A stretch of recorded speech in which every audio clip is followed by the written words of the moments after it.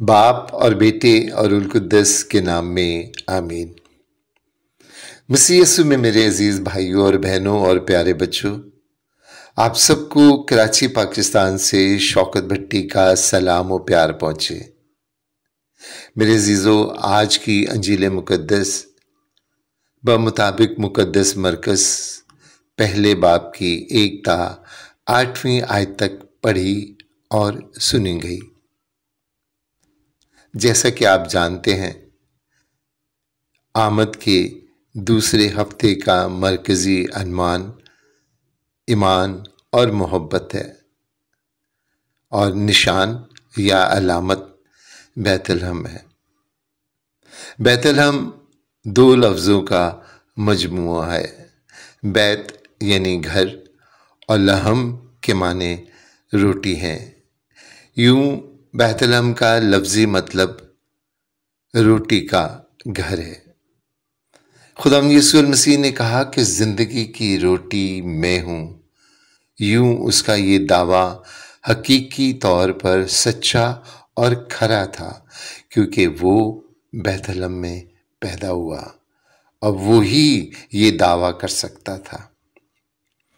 दूसरी वजह, दाऊद बादशाह की पैदाइश भी बैतलहम में ही हुई और नसबनामा की निस्बत से खुदावंद यीशु मसीह नस्लन दाऊद बादशाह की नस्ल से था और शाही नस्ल होने की निस्बत से वो भी बैतलहम में पैदा हुआ।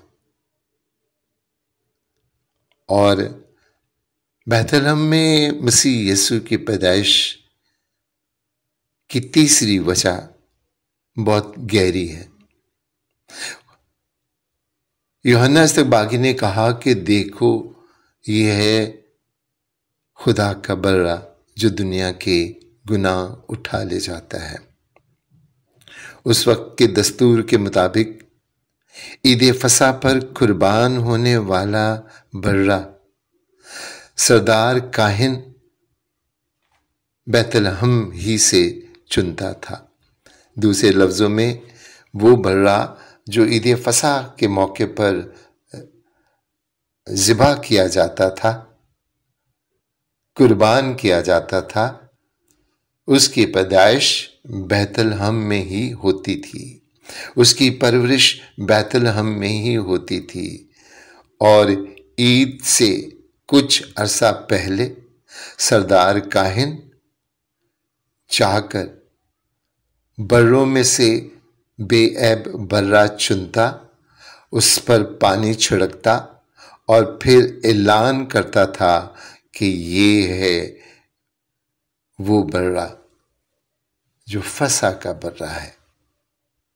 और अगर हम देखते हैं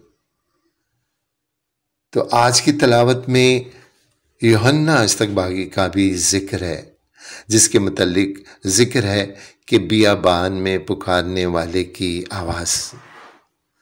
मेरे अजीजों,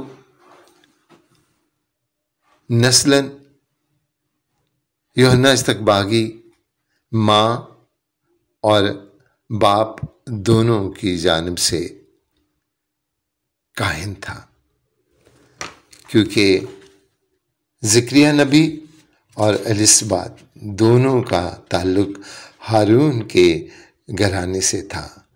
और यूं देखा जाए तो यूहन्ना इस्तकबागी माँ की तरफ से भी काहिन था और बाप की तरफ से भी काहिन था। यूं वो उस दौर के काहिन आज़म से भी बड़ा काहिन था जिसे खुदा ने चुना, जिसका नाम फरिश्ते ने रखा और जिस पर गवाही दी गई। और उसी ने खुदावंद यीशु मसीह को पहली दफ़ा देखकर कहा कि ये है खुदा का बर्रा जो दुनिया के गुनाह उठा ले जाता है, जिसकी पैदाइश बैतलहम में हुई। मेरे अजीजों, आज की तलावत में हमने सुना कि खुदावंद की शारा को सीधा बनाओ, यानी खुदावंद की राह को तैयार करो।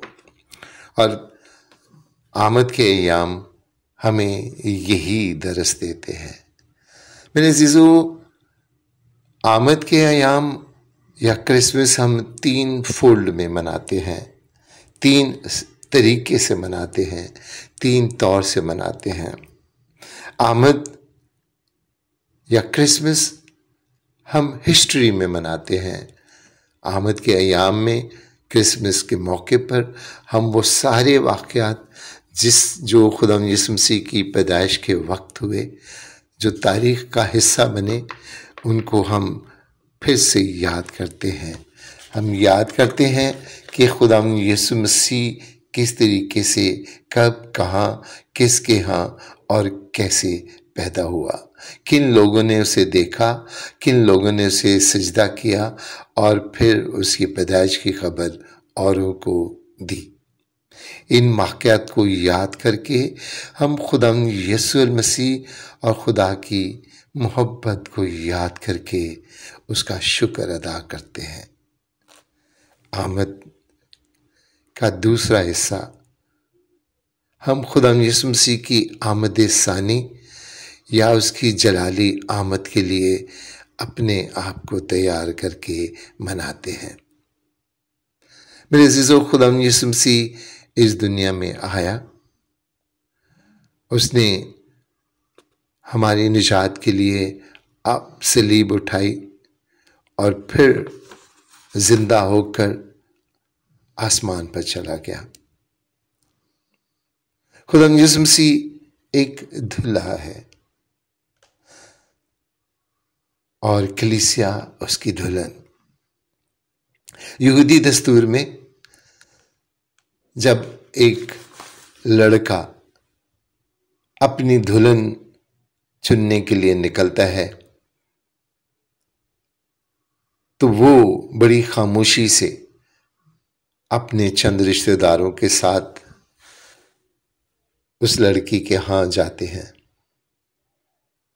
और लड़की के वालिदैन उस लड़के के सामने मैं का एक प्याला रखते हैं और फिर जब लड़की आती है और उस लड़के को देखती है और अगर उसे पसंद आ जाए तो वो उस प्याले को उठाती है और उसमें से चंद घूंट में पीकर प्याला वापस मेज पर रख देती है। और अगर उस लड़के को भी वो लड़की पसंद आ जाती है तो वो प्याला उठाकर सारी मैं पी लेता है और फिर प्याला तोड़कर फेंक देता है और फिर एक कुतबा लिखा जाता है और फिर लड़का कहता है कि मैं जाता हूं ताकि तुम्हारे लिए एक मकान तैयार करूं। मेरे बाप के घर में बहुत सारे मकान हैं। ये वही अल्फाज हैं जो खुदावंद यीशु मसीह ने आखिरी फसा के मौके पर कहे और कहा कि आइंदा से मैं ये प्याला उस वक्त तक ना पीऊंगा जब तक बाप के जलाल में फिर से ना आऊं।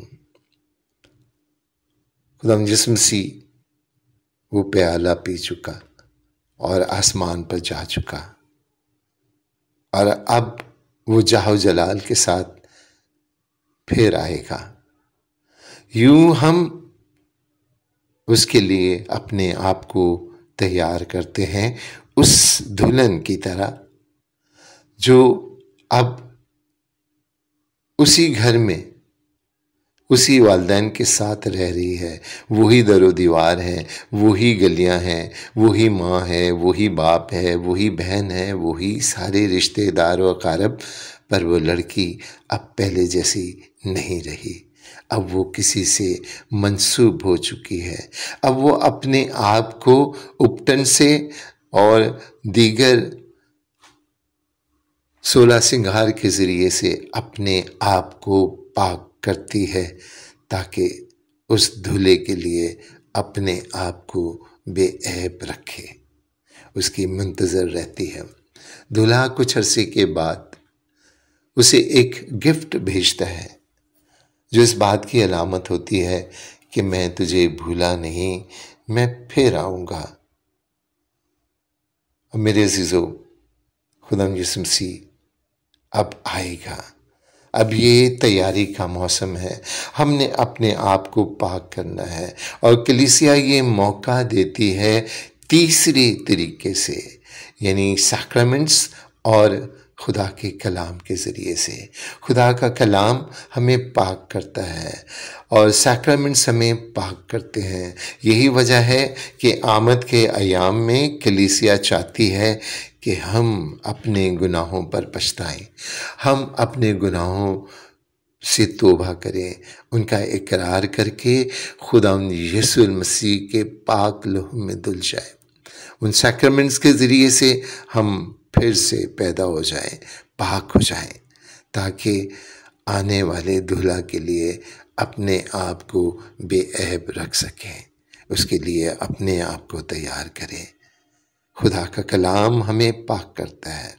इसलिए मेरे अजीज़ों, आमद के इन अयाम में सैक्रामेंट्स पर, खुदा के कलाम पर और दुआ पर ख़ुसूसी तवज्जो दें।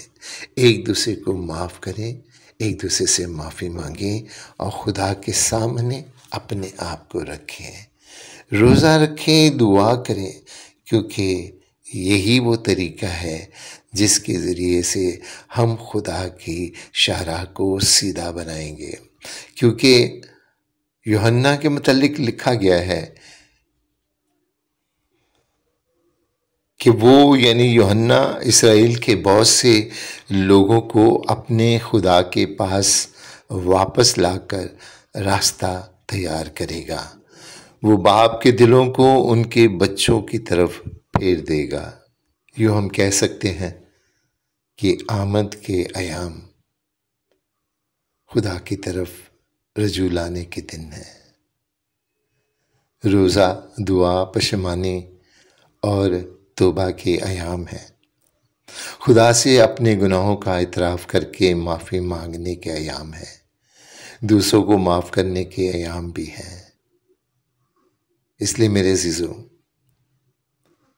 खुदावंद की राह को तैयार करो, अपने दिलों को तैयार करो, ताकि हम कलीसिया के साथ मिलकर खुदा यीशु मसीह की पैदाइश के दिन को और उसकी जलाली आमद को